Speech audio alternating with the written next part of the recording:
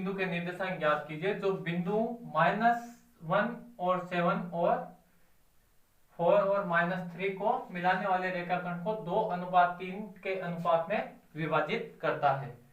तो हम यहां से हम मानते हैं जैसे कोई रेखाखंड है यहाँ पे, उसके बिंदुओं को हम ए और बी मान लेते हैं, ए और बी। तो बिंदुओं को हमने ए और बी माना है, तो यहाँ से क्या होगा -1 और 7, और वहां पे हम देखते हैं तो कितना आएगा 4 और -3 आ जाएगा, 4 और -3। अब हम एक वांछित बिंदु मानते हैं यहाँ पे x और y।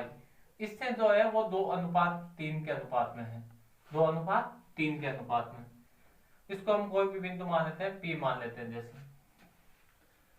तो इस रेखाखंड को ये 2:3 में विभाजित करते हैं।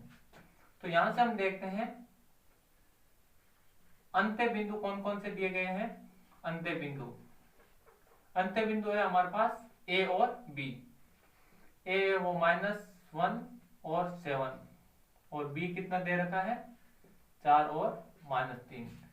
और हमने माना क्या है, बिंदु P को x और y मान लिया है। इससे हमें अंत्य विभाजन से हम इन बिंदु के निर्देशांक ज्ञात करते हैं। तो x और y के हमें मान ज्ञात करने हैं। तो सबसे पहले हम बात करते हैं अंत्य विभाजन सूत्र से। अंत्य विभाजन का सूत्र क्या है, सबसे पहले हम x के लिए देखते हैं। x की अगर हम बात करते हैं तो क्या है x2 m1 + m2 x1 upon m1 + m2। इसके अंदर हमें मान रखना है। तो यहाँ पे x दे रखा है, वो ये x और y है, और यहाँ से हमें x1 और x2 के मान निकालने हैं, और m1 और m2 है वो अनुपात दे रखा है हमें। तो हमें जो m1 और m2 के मान क्या दे रखे हैं, m1 दे रखा है 2 और m2 कितना दे रखा है 3 दे रखा है। और यहाँ से हम x1 x2 के देखते हैं, x1 x2 यहाँ से हम वैल्यू पुट करेंगे। तो सबसे पहले हम देखते हैं x के लिए।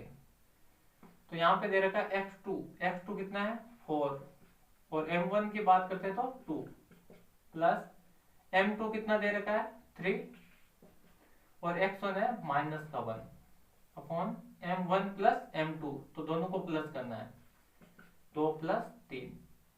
तो यहाँ पे हम x की मान देखते हैं तो 4 जो है कितने हो जाएंगे 8, और यहाँ से मल्टीप्लाई करेंगे तो -3 आ जाएंगे, और इनको क्या हो जाएगा प्लस करेंगे तो कितना आएगा 5।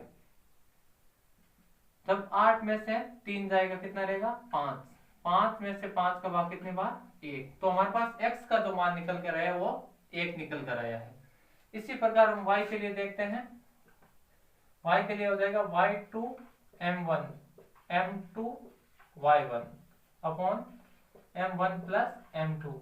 इन दोनों सूत्र के अंदर सिमिलर ये यहाँ x की जगह y लगाना है, तो y2 m1 + m2 y1, और यहाँ पे m1 और m2 आ जाएगा। अब इसके अंदर हम वैल्यू पुट करते हैं। तो y के मान क्या दे रखे हैं, इसको हम y1 मान लेते हैं, इसको y2 मान लेते हैं। जब इसके अंदर हम वैल्यू पुट करते हैं तो क्या आएगी, यहाँ पे y2, तो y2 का मान कितना है हमारे पास -3, और m1 कितना है हमारे पास 2, m2 हमारे पास 3 है, और y1 की वैल्यू है 7 बटा में m1 और m2, तो 2 + 3। तो हमारे पास तो y का मान क्या आएगा, मल्टीप्लाई करेंगे तो -6 आ जाएगा, प्लस इनको मल्टीप्लाई करेंगे तो 21, और यहाँ पे प्लस में 5।